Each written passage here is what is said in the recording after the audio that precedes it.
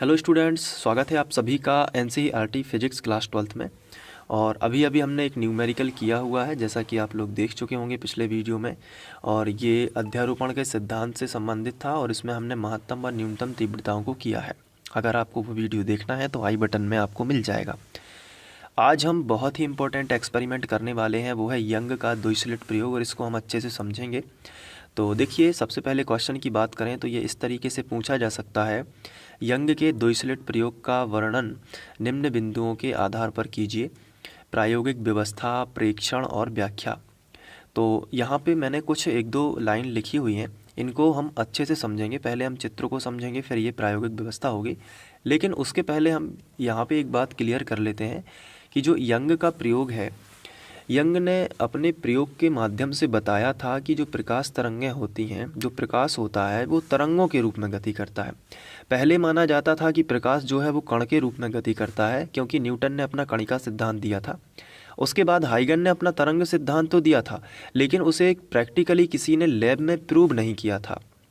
तो यंग पहले वैज्ञानिक थे जिन्होंने ये बताया कि प्रकाश जो है तरंगों के रूप में गमन करता है, और इन्होंने व्यतिकरण की जो घटना होती है उसको लैब में करके दिखाया। तो आज हम समझने वाले हैं कि असल में इनका जो प्रायोगिक प्रदर्शन था वो किस तरीके से था, कैसे व्यतिकरण की घटना हुई थी। और एग्ज़ाम के पॉइंट ऑफ व्यू से देखा जाए तो ये 3 पॉइंट में हमें लिखना होता है। तो देखिए, सबसे पहले तो आप लिखोगे, व्यतिकरण की घटना को समझाने के लिए वैज्ञानिक थॉमस यंग ने सन 1801 में एक प्रयोग किया था। ठीक है, तो हमने यहाँ पे लिख देना है कि निम्न प्रयोग दिया। अब वो प्रयोग के बारे में हम लोग आगे वर्णन करेंगे। तो कब दिया गया था बताइए? सन 1801 में। किसने दिया था? थॉमस यंग ने। अब हम प्रायोगिक व्यवस्था इसकी देखेंगे। तो आइए अब हम स्टार्ट करते हैं। हम चित्र बना लेते हैं, फिर इसके बाद ये जो 4-5 लाइन लिखी हैं इनको अच्छे से समझ लेंगे। ठीक है, तो पहले हम आपके ही सामने यहाँ पे चित्र बनाएंगे। आपको अब बड़े ध्यान के साथ में यहाँ पे देखते रहना है। यहाँ पे हम चित्र बना लेते हैं यंग का डबल स्लिट एक्सपेरिमेंट का। तो चलिए स्टार्ट करते हैं। जैसे मैं बना रहा हूँ वैसे ही आपको एग्ज़ाम में बनाना भी है। तो यहाँ पे सबसे पहले एक स्लिट होती है। स्लिट का मतलब होता है छेद। छोटा सा, बहुत ही छोटा छिद्र जो होता है उसे हम स्लिट कहते हैं। तो यहाँ पे दीवार में बना रहा हूँ। पहले तो ये देखिए, ये दीवार आपको बना देनी है। फिर यहाँ पे थोड़ा सा अंतर देके ये बना देना है, यहाँ पे इस तरीके से। ये देखिए, तो ये जो छोटा सा एरिया हमने छोड़ा है इसे हम कहेंगे स्लिट एस। ठीक है, इसका नाम दे दिया हमने स्लिट एस। यहाँ पे भी दे सकते हैं। बाकी इसको हम डार्क कर देते हैं इस तरीके से। यहाँ पे हम इसको इस तरीके से डार्क कर देते हैं। ये देखिए, मैंने डार्क कर लिया है। तो हम इसको वापस रख देते हैं। मैं इसलिए बता रहा हूँ ताकि आपको एग्ज़ाम में बनाना भी तो है, तो कैसे कैसे बनता है ये यहाँ पे आइडिया लग जाएगा। अब यहाँ से कोई प्रकाश आएगा, लेकिन जो प्रकाश यहाँ से आएगा वो कैसा होगा? तो आंसर है वो प्रकाश होगा एक वर्णी। कैसा होगा? एक वर्णी। एक वर्णी का मतलब होता है एक कलर का। प्रकाश में 7 रंग होते हैं, तो 7 रंग में से कोई एक रंग आना चाहिए। तो एक वर्ण यानी एक रंग का। वर्ण मतलब क्या होता है? रंग। तो एक वर्ण का यानी एक रंग का। तो यहाँ पे हम लिख सकते हैं एक वर्णी प्रकाश स्रोत। यहाँ पे कोई ऐसा प्रकाश होगा जो इस छोटे से स्लिट में से आएगा। और ये जो स्लिट होती है इसकी जो चौड़ाई होती है कुछ ज़्यादा नहीं होती है, बहुत ही छोटी होती है। लगभग हम कह सकते हैं कि ये जो इसकी चौड़ाई है 1 मिलीमीटर है। 1 मिलीमीटर, बहुत ही छोटी। ठीक है, 1 मिलीमीटर होती है ये चौड़ाई स्लिट एस की। अब इससे क्या होगा कि लगभग 10 सेंटीमीटर की दूरी पर, अब आपको नापना नहीं है, बस बता रहा हूँ कि 10 सेंटीमीटर की दूरी पर इससे, यहाँ पे मान लेते हैं कि ये हो गई 10 सेंटीमीटर। 10 सेंटीमीटर की दूरी पर यहाँ पे 2 स्लिट और होती हैं। ठीक है, तो 2 स्लिट जो होंगी तो वो मैं यहाँ पे बना रहा हूँ। तो आपको कैसे बनाना है? जो एस आपकी पहली स्लिट थी ना, इसके सामने सबसे पहले तो आपको एक सीधी लाइन खींचनी है ताकि ये स्लिट आपको पता चले, और यहाँ पे एक लाइन और खींच देनी है। अब थोड़ा सा हिस्सा छोड़ के ये ऊपर तक आपको चले चलना है। ये थोड़ा सा हिस्सा बस छोड़ देना है ताकि स्लिट बना सकें। यहाँ पे भी ये देखिए थोड़ा सा हिस्सा बस छोड़ दिया, यहाँ नीचे भी थोड़ा सा हिस्सा छोड़ के ये आगे इस तरीके से हम बना लेते हैं। तो यहाँ पे 2 स्लिट और बन गई, इसको हम डार्क कर लेते हैं। तो डार्क तो आप कर ही लेंगे, तो मैं वीडियो को पॉज करके डार्क कर लेता हूँ, ठीक है। ये देखिए डार्क कर लिया। तो यहाँ पे 2 स्लिट और हैं, यानी 2 छोटे छोटे छिद्र और हैं, और इसको हम नाम दे देते हैं S1 और इसको नाम दे देते हैं S2। देखिए मैंने S1 और S2 दूर दूर बनाए हुए हैं, लेकिन एक्चुअल में ये समझने के लिए हमने थोड़ा सा दूर बनाया हुआ है, लेकिन इसकी जो बीच का गैप होता है S1 व S2 का, ये बहुत ही छोटा गैप होता है, ये इस गैप से भी कम होता है। तो जानकारी के लिए याद रखिए कि इन दोनों के बीच का जो गैप होता है वो होता है 0.5 मिलीमीटर। किसके बीच का? S1 और S2 के बीच का गैप होता है। यानी ये जो दोनों स्लिटें हैं S1 व S2, ये बहुत ही नज़दीक होती हैं, बहुत ही पास पास होती हैं, ठीक है। और ये जो स्लिट S है, इससे ये 10 सेंटीमीटर की दूरी पर होते हैं, यानी लगभग यहाँ से जो दूरी होती है ये कितनी होती है? 10 सेंटीमीटर। तो मैंने ये भी यहाँ पे बना दी, ठीक है। तो ये हो गया। तो S स्लिट की चौड़ाई कितनी है? ये वाली 1 मिलीमीटर। तो S1 व S2 सिरे की चौड़ाई भी कितनी होगी? 1 मिलीमीटर। लेकिन S1 और S2 के बीच की जो दूरी है, यानी ये वाला हिस्सा, ये होता है आधा मिलीमीटर, ये, ठीक है। तो ये हमने बनाया। अब यहाँ से जो एक कलर का प्रकाश आगे बढ़ेगा, जैसे S जो है स्लिट है, इस पर प्रकाश डाला जाएगा कोई एक कलर का, तो क्या होगा? तो हम इसको बनाते हैं। तो प्रकाश के लिए आपको क्या करना है, एग्ज़ाम में इस तरीके से कर लेना है पूरा सिस्टम जो है।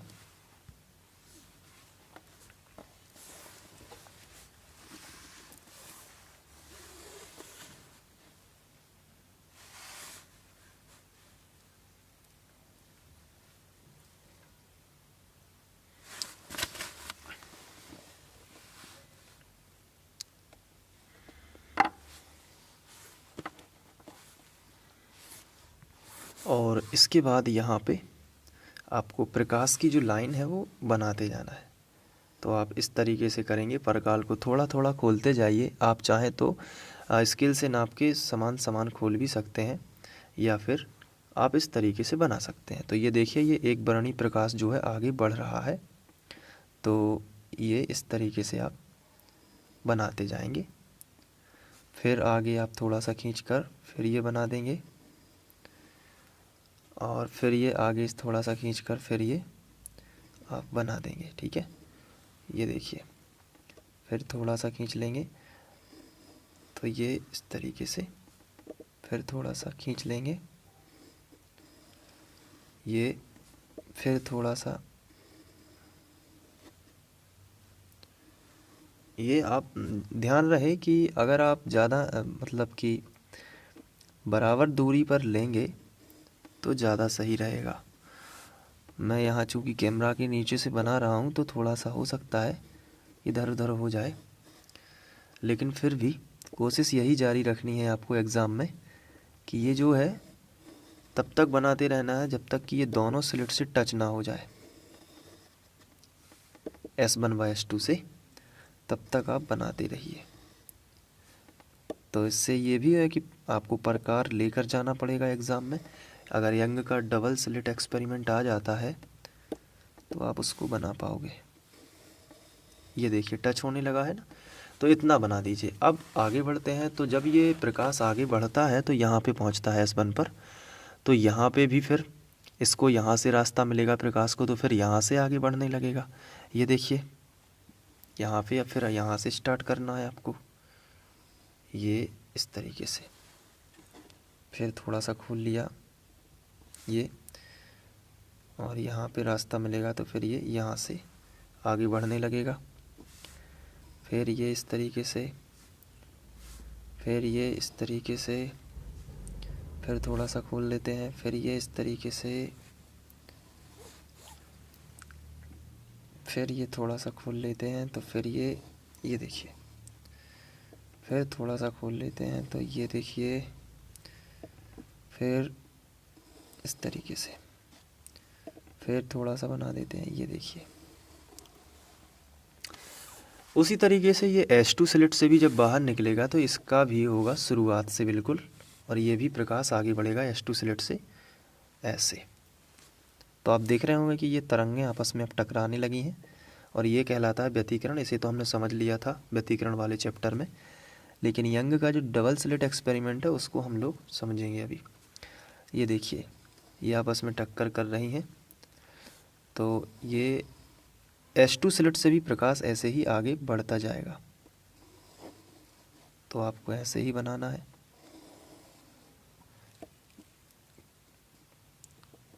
इस तरीके से। फिर आप आगे बढ़ेंगे, ये, फिर इस तरीके से, ठीक है। तो ये आपको बना लेना, फिर आपको कॉपी ऐसे कर लेना है। ये देखिए, तो ये बन गया ना। तो इसके बाद फिर क्या था, यंग ने यहाँ पे इन दोनों स्लिट S1 व S2 से लगभग 2 मीटर की दूरी पर एक पर्दा लगा दिया था, स्क्रीन लगा दी थी। तो हम यहाँ पे मान लेते हैं कि यहाँ से यहाँ तक की दूरी ये 2 मीटर है यहाँ पे, ठीक है। तो यहाँ पे उन्होंने पर्दा लगा दिया था या स्क्रीन लगा दी थी। तो ये ऑब्जर्वेशन के लिए, यानी कि प्रेक्षण लेने के लिए उन्होंने ये लगाया था। तो हम भी यहाँ पे वही कर देते हैं। ये एक स्क्रीन है या पर्दा है, तो आप ये यहाँ पे बना सकते हैं, ठीक है। अब इसमें थोड़ी सी आप डिज़ाइन भी निकाल सकते हैं या हल्का डार्क कर सकते हैं। तो सिंपली आप क्या कर देंगे, यहाँ पे 1-2 लाइन और खींच दीजिए बस। तो ये हो जाएगा आपका पर्दा। ये देखिए, ये स्क्रीन हो जाएगी। तो इसे हम लिख सकते हैं कि ये क्या है, तो ये हमारा है पर्दा। तो यहाँ पे हम लिख देते हैं, ये हो जाएगा पर्दा, ठीक है। तो ये हो गया। अब यहाँ पे पर्दे पे क्या हुआ, जैसे कि आपने संपोषी व्यतिकरण में पढ़ा है कि श्रृंग श्रृंग से मिलेगा तो और गर्त गर्त से मिलेगा, तो वहाँ पे होगा संपोषी व्यतिकरण। तो यहाँ पे जो डार्क लाइन है, डार्क से डार्क यदि मिल रही हैं, ये जैसे कि आप देख सकते हैं कि ये मिल रही हैं, ये श्रृंग से श्रृंग कहलाएगा। तो या ऐसी स्थिति में आप कुछ पॉइंट देख सकते हैं। तो अभी हम लोग प्रेक्षण देख रहे हैं, तो उन्होंने देखा कि इस पर्दे पर उन्हें बीचों बीच एक ब्राइट स्पॉट मिलता है, यानी कि बहुत ज़्यादा उजीला रहता है यहाँ पे। तो हम जो उजीला वाला पॉइंट है, तो हम इसको क्या, जो उजीला वाला पॉइंट है ना, उसको हम इस कलर से दिखाएंगे आपको। तो ये सेंटर में उजीला मिलता है, और ये उजीला फिर ऊपर और नीचे दोनों ओर थोड़ा थोड़ा कम होता जाता है। ये देखिए, यहाँ पे भी कम होता जाता है। फिर इसी तरीके से क्या हो, उन्होंने देखा कि फिर मिलता है अंधेरा। तो अंधेरे को मैं इस तरीके से बना देता हूँ। ये अंधेरा उन्हें मिलता है एकदम, और ये अंधेरा भी फिर यहाँ पे धीरे धीरे ये इस तरफ दोनों ओर क्या होगा, थोड़ा थोड़ा कम होगा। फिर उन्हें उजीला मिलता है, फिर अंधेरा मिलता है। तो जैसे यहाँ पे उन्हें उजीला मिला, ये देखिए उजीला, तो यहाँ पे क्या होता है कि जो उजीला है ये बीचों बीच मतलब सेंटर में बहुत ज़्यादा होता है, फिर ये ऊपर और नीचे थोड़ा थोड़ा कम होता जाता है। यहाँ पे भी क्या होता है, कम होता जाता है, ठीक है। फिर उन्हें अंधेरा मिलता है। तो डार्कनेस जो होती है, डार्क फ्रिंज होती है, इन्हें हम फ्रिंज भी कहते हैं। तो ये सेंटर में बहुत ही गहरी डार्क होती है, लेकिन फिर धीरे धीरे ये कम वाले डार्क की ओर ऐसे आती है, और यहाँ पे भी क्या होता है, कम डार्क होती है। तो ये इन्हें सब में मिले हैं, तो मैं सब में बना देता हूँ। तो हम इन्हें फ्रिंज बोलते हैं, और इस तरीके से मैंने बना दी। कहने का मतलब है कि उन्होंने बताया कि यहाँ पे तीव्रता अधिकतम होती है, इसलिए ये जो है इसे बोलते हैं दीप्त फ्रिंज, क्योंकि यहाँ पे उजीला होता है, तो इसे बोल दिया उन्होंने दीप्त फ्रिंज। और ये जो अंधेरा है यहाँ से लेकर यहाँ तक, इन्हें बोला अदीप्त फ्रिंज। अदीप्त यानी कि अंधेरा वाला, अदीप्त फ्रिंज। तो इस तरीके से ये फिर दीप्त फ्रिंज है, अदीप्त फ्रिंज है। लेकिन ऐसा नहीं होता, जैसे हम इसे रफ में समझें कि ये पर्दा है मान लीजिए, तो ये पूरा का पूरा क्या है, पूरा इस तरीके से ये पूरा दीप्त हो, और फिर ये अदीप्त हो, यानी कि ये उजेला यहाँ पे पूरे में उजेला हो, फिर यहाँ पे अंधेरा हो, फिर उजेला हो, इस तरीके से, फिर अंधेरा हो, फिर उजेला हो, और फिर अंधेरा हो, ऐसा नहीं होता। बल्कि इस तरीके से होता है कि जहाँ पे जैसे मान के चलिए दीप्त फ्रिंज है तो इसके सेंटर में तीव्रता अधिक होगी, फिर ये तीव्रता धीरे धीरे कम होगी ऊपर की ओर और नीचे की ओर। तो फ्रिंज चौड़ाई हम कैसे नापते हैं फिर, क्योंकि इसकी चौड़ाई भी, तो देखिए दो तीव्र बिंदुओं को लेते हैं लगातार के, जैसे उजीले उजीले वाले हमने दो तीव्र बिंदुओं को लिया, ये एक तीव्र बिंदु है, ये एक तीव्र बिंदु है, तो इनके बीच में हम इस तरीके से चौड़ाई नापते हैं। तो तीव्र और तीव्र के बीच में डार्क होगा, अधिकतम तीव्र और अधिकतम तीव्र के बीच में क्या होगा, डार्क होगा। तो ये होगी दीप्त फ्रिंज की, यहाँ पे डार्क जो है अदीप्त फ्रिंज की चौड़ाई होगी, ये किसकी होगी, अदीप्त फ्रिंज की।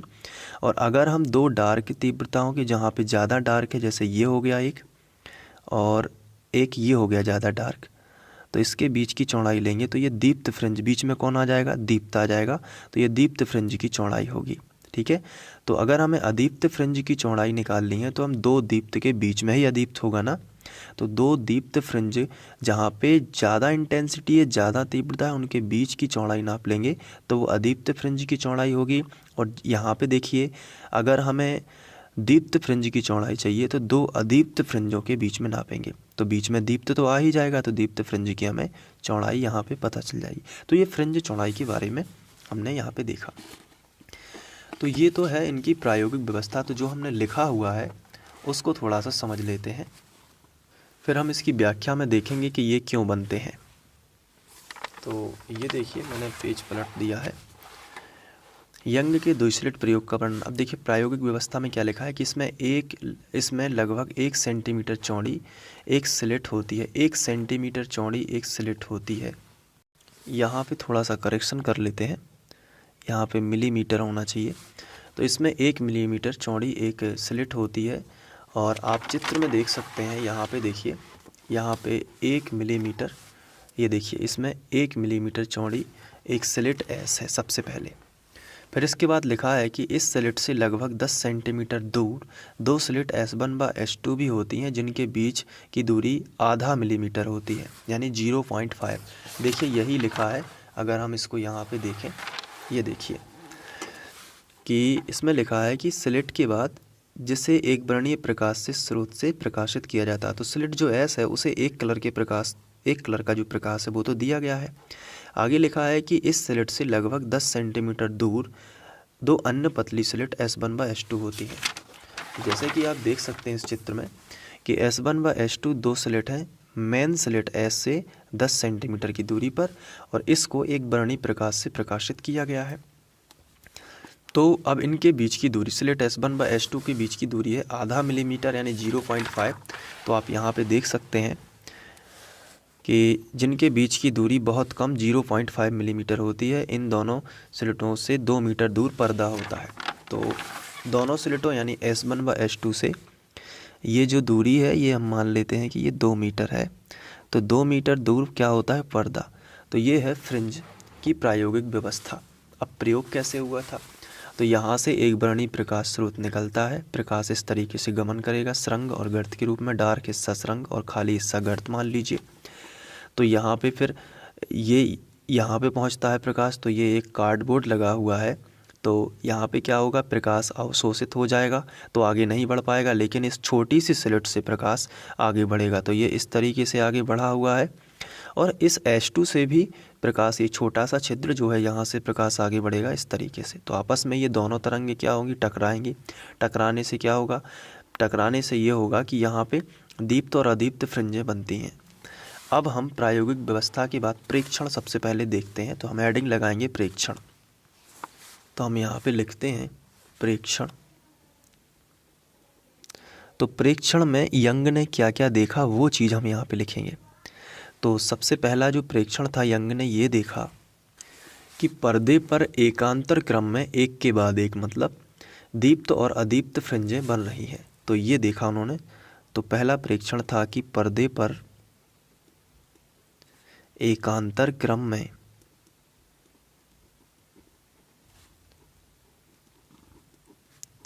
दीप्त और अदीप्त फ्रिंजें बनती हैं। उन्होंने एक चीज़ और ऑब्जर्व की कि जो सेंटर पॉइंट है, मान लीजिए कि यहाँ पे ये सेंटर पॉइंट है, तो सेंटर पॉइंट पर इन दोनों स्लिटों का ये सेंटर पॉइंट ये है। S1 व S2 का सेंटर पॉइंट कौन है? ये। तो उन्होंने देखा कि इसके सामने अगर हम इसको यहाँ से इमेजिनरी लाइन खींचें, इस तरीके से खींच लेते हैं, ये देखिए दोनों का सेंटर पॉइंट। तो यहाँ पे हम एक इमेजिनरी लाइन खींचते हैं,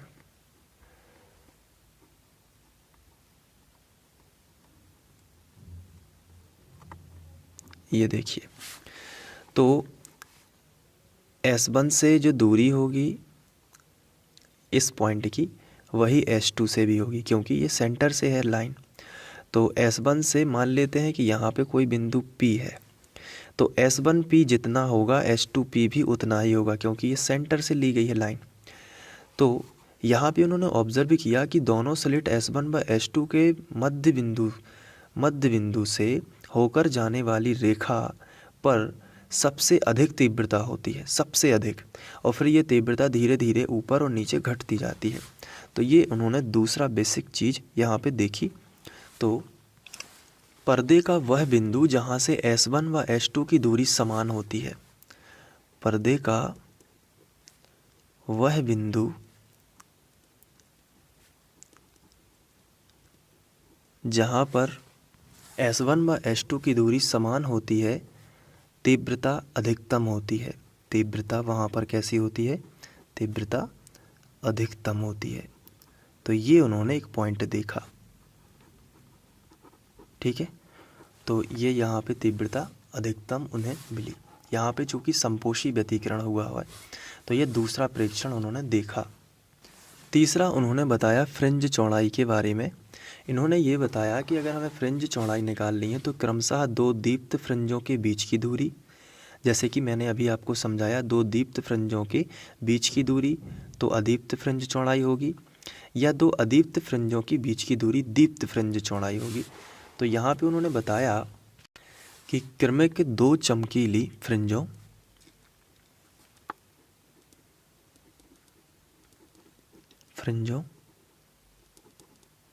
या फिर दो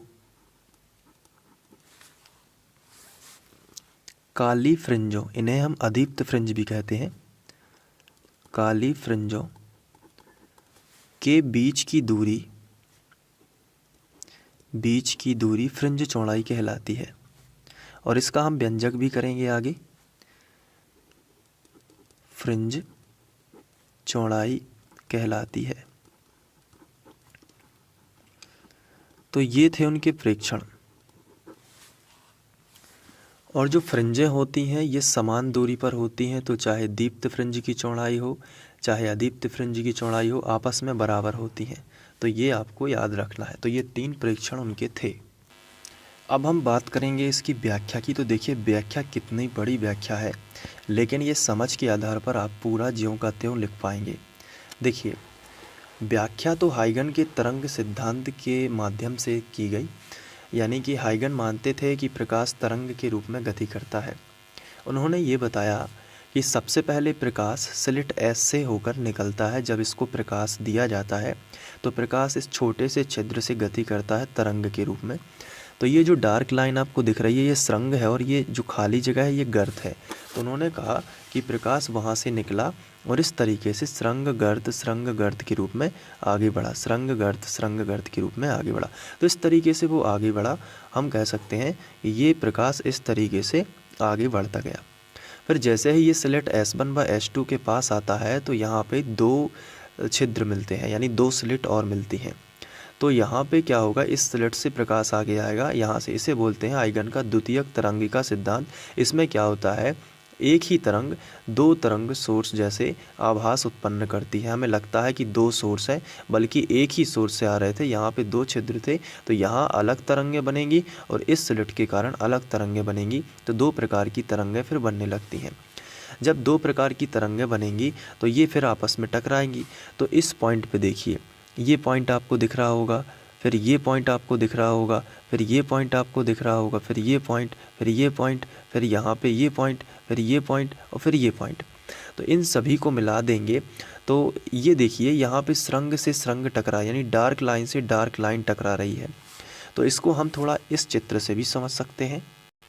अगर हम यहाँ पे देखें तो ये किसी से प्रकाश स्रोत से प्रकाश तरंग आई, यहाँ पे ये टकरा रही हैं, तो डार्क हिस्सा डार्क से टकरा रहा है इस पॉइंट पर। लेकिन इस पॉइंट पर आप देखिए डार्क हिस्सा खाली हिस्से से टकरा रहा है ना, ये खाली हिस्सा है ना। तो ऐसी स्थिति में जब डार्क हिस्सा डार्क से टकराएगा, यानी कि आप समझ सकते हैं कि यहाँ पे देखिए डार्क हिस्सा डार्क से टकराएगा, यानी कि पहली तरंग का ये डार्क हिस्सा है, दूसरी तरंग का भी ये डार्क हिस्सा, यानी श्रृंग श्रृंग से टकरा रहा है। और खाली हिस्सा से टकराएगा तो फिर तो गर्त गर्त से टकराएगा। तो ऐसी स्थिति में क्या होता है कि पहली तरंग जो है उसका परिणामी विस्थापन ऊपर की ओर है, मान लेते हैं y1 है। दूसरी तरंग उसका भी परिणामी विस्थापन ऊपर की ओर है, मान लेते हैं y2। तो ऐसी स्थिति में दोनों आयाम मिलकर डबल आयाम बनाते हैं और बहुत अधिक आयाम बड़ा आयाम बनता है। यहाँ पे भी गर्त गर्त से मिल रहा है तो यहाँ पे भी डबल आयाम बन जाएगा, तो तीव्रता एकदम अधिक हो जाती है। तो ये वाले हिस्से दिखते हैं हमें ब्राइट, यानी कि उजेले वाले। और ऐसी स्थिति होगी जहाँ पे हम देख सकते हैं, ये चित्र मैं फिर से आपको बताता हूँ। इस चित्र में ये श्रृंग है लेकिन ये खाली हिस्सा है, तो इसमें क्या होगा, श्रृंग गर्त से टकरा रहा है। तो जब श्रृंग गर्त से टकराएगा इसे विनाशी व्यतिकरण कहते हैं, कि ये पहली तरंग है। अब दूसरी तरंग जब आती है तो दूसरी तरंग का गर्त पहली तरंग के श्रृंग से टकराएगा और श्रृंग इसका गर्त से टकराएगा। तो ऐसी स्थिति में क्या होता है, एक तरंग ऊपर की ओर एनर्जी ले जाती है, दूसरी तरंग नीचे की ओर एनर्जी। तो ऊपर और दोनों अपोजिट होंगे ये, तो इससे क्या होता है, एनर्जी का नाश हो जाता है, यानी विनाश हो जाता है। तो यहाँ पे विनाशी व्यतिकरण होगा, यहाँ पे अंधकार हो जाता है।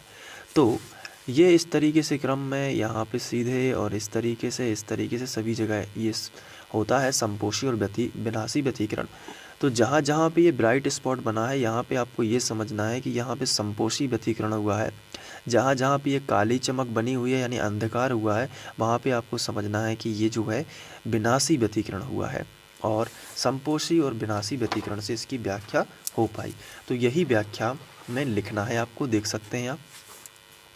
चलिए व्याख्या पढ़ लेते हैं एक बार। इस प्रयोग की व्याख्या हाइगन के तरंग सिद्धांत से की गई, ये तो हमने समझ लिया। इसमें स्लिट से, इसे हम स्लिट एस से भी बोल सकते हैं, स्लिट एस से एक प्रकाश तरंग या हम तरंगाग्र भी बोल सकते हैं निकलता है। कहाँ से निकलता है, एस से निकलता है। ये स्टोरी यहाँ से शुरू हो गई, अब ये कहानी आपको यहाँ से स्टार्ट करना है। तो प्रकाश स्रोत निकलता है और जैसे ही यह स्लिट S1/S2 के पास पहुँचता है, कहाँ पहुँचता है, ये S1/S2 के पास पहुँचता है यहाँ पे, तो यही लिखा है। तो हाइगन के द्वितीयक तरंगिका के सिद्धांत से दो आभासी प्रकाश स्रोत बन जाते हैं। ऐसा लगता है कि दो आभासी प्रकाश स्रोत हैं, एक ये प्रकाश स्रोत है, एक यहाँ से तरंगें निकल रही हैं और एक यहाँ से। तो द्वितीयक तरंगिका के सिद्धांत से दो आभासी प्रकाश स्रोत बन जाते हैं। लेकिन ये आभासी क्यों कह रहे हैं, क्योंकि ये तो हमें आभास हो रहा है, असल में सोर्स तो एक ही है, लेकिन यहाँ पे दो स्लिट थे इसलिए दो तरंगिका आपस में यहाँ पे मिल रही हैं। तो दो स्रोत बन जाते हैं और दोनों से निकलने वाली तरंगों आपस में क्या होती हैं, अध्यारोपित होती हैं, जिससे संपोषी और विनाशी दोनों तरह के व्यतिकरण होते हैं। यह हमने समझाया अभी। संपोषी व्यतिकरण की स्थिति में तीव्रता कैसी होती है, अधिकतम, और वहाँ प्रकाश पर्दे पर चमकता है, जबकि विनाशी व्यतिकरण की स्थिति में तीव्रता न्यूनतम होती है और वहाँ पर्दे पर अंधेरा होता है। वही चीज़ हमने यहाँ पे समझी है, वही आपको व्याख्या में लिखनी है। तो ये हो गया यंग का द्विस्लिट प्रयोग, जो 3 टर्म में हमने समझा। सबसे पहले प्रायोगिक प्रदर्शन, ये देखिए ये है प्रायोगिक प्रदर्शन या प्रायोगिक व्यवस्था। तो आप इस तरीके से स्क्रीनशॉट ले लीजिए और इसको अच्छे से नोट कर लीजिए।